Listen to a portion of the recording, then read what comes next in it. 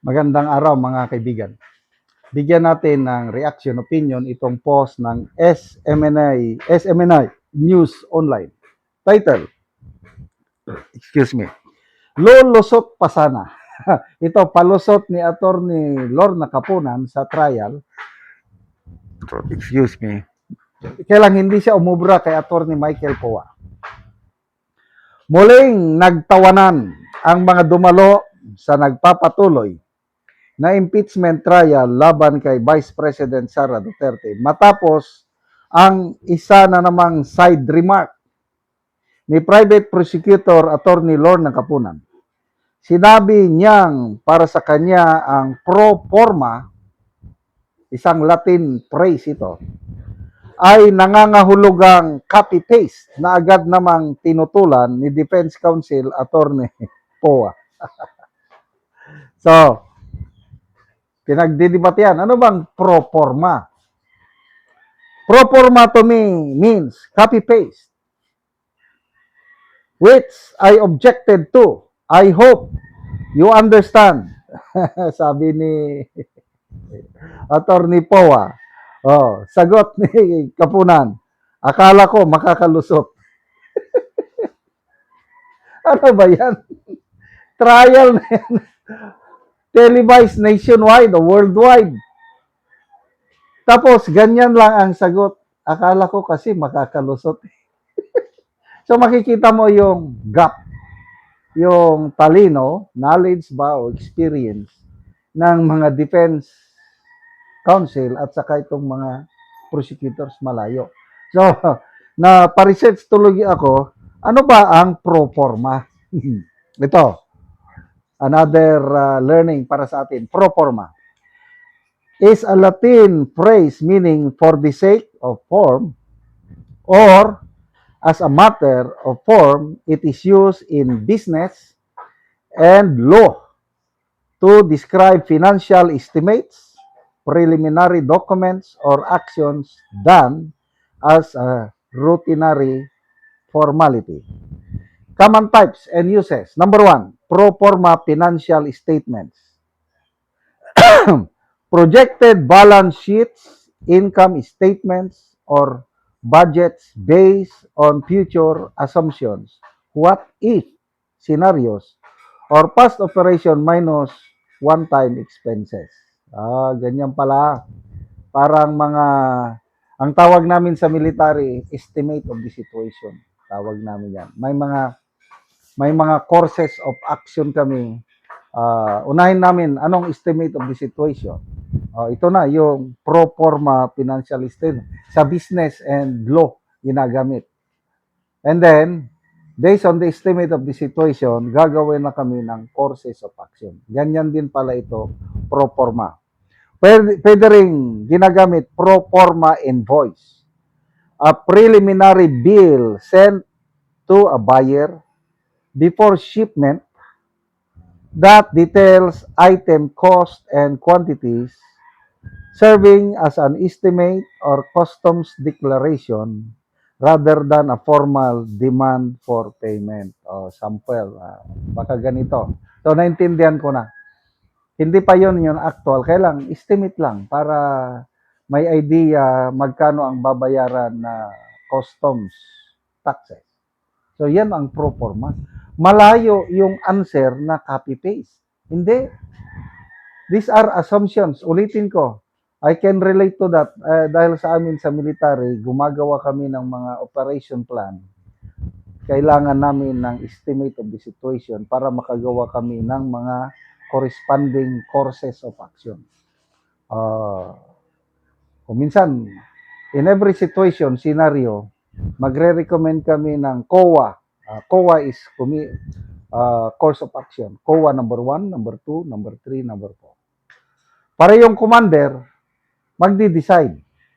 Alin ang i-approve niya na plano.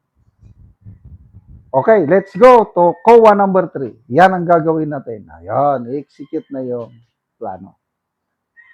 So, malayo talaga ang, I don't know, 70 plus na kung hindi ako nagkakamali. 72 years old na itong si Attorney Lorna Capunan. Eh, bata-bata pa si Attorney Powa. Bakit ganyan sila na natatalo sa galing experience? Ang pinaka the best so far para sa akin si Attorney Mark Binluan.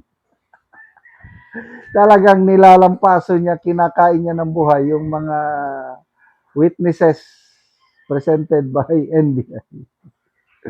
Meron pa siyang anong kanya, tapos mamaya withdraw niya kagad. Yeah. Ito naman si Attorney Powa, may napakagandang tanong niya kanina doon sa witness ng COA. Masasabi mo ba na merong at kahit sintimo na napunta sa bulsa ni BP Sara? Yun.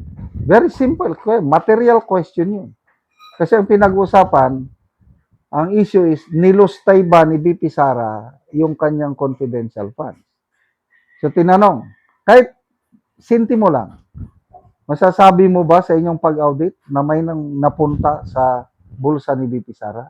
Nako, nataranta, napasigaw si Attorney Capunan. Sabi niya, hoy! Napasigaw, gano'n no? Hoy, huwag mong sagutin! Anong dapat sana yan? Objection, Your Honor. Question is misleading.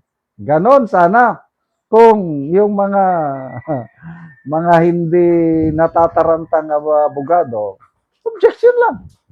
Misleading. Okay. Objection sustained or objection overruled. Counsel, the witness can answer the question. You are is mature enough to answer that question. Eh, napasigaw eh. So, good luck, Attorney Capunan. Sana hindi kayo reglahin ulit sa mga ganyang pangyayari sa impeachment trial at better luck next time. Paghandaan nyo dahil hindi basta-basta, hindi pipitsugin ang mga abogado ni BP Sara. Salamat mga kaibigan sa inyong pagsubaybay sa channel nito. Nakakatulong kayo ng malaki sa tribong Talandig ng Bukidnon dahil ang sweldo natin sa channel na ito is pantulong po sa tribo. Namimigay tayo ng libreng yero at pako para makapagpatayo sila ng mas maayos na tirahan. Panoorin nyo ang video na ito. Si nanay matagaan og yero nga mag-atop na siya karon. Og sayang ka excited siya na ang ni dala sa yero aron lang makaatop sa ilang balay. So mo ni ang mga buslot sa ilang balay. So makita gid nimo nga daot na og lata na. So makita gid nato nga lata na og daot na og kaulan na gid si nanay sa iyang balay. So makita gid nimo nga lata na ang so karon nanay, pila na ni katuig ang inyong balay nga nainana na. Nainani na ang iyang years na. Sa nga buslot na. So 14 years na busa nainani ang hitsura sa balay ni nanay. So makita gyud nimo nga daot na og tuloan na kayo kung muulan. Salamat ko sa Ginoo nga nag-atop na gid mi nakabak na mi balay. Pila na day mong edad nay? Ko ana 57. So 57. So si nanay 57 na og mo ni ang ilang balay nga lata na og ilisana na og yero nga napasalamat siya nga natagaan siya og yero nga makaatop na gid siya karon. So tanaw na to kay nag-atop na sila og ilang kuwaon ang yero. So si tatay ang magkuha sa yero kay lang karungon ang ilang balay.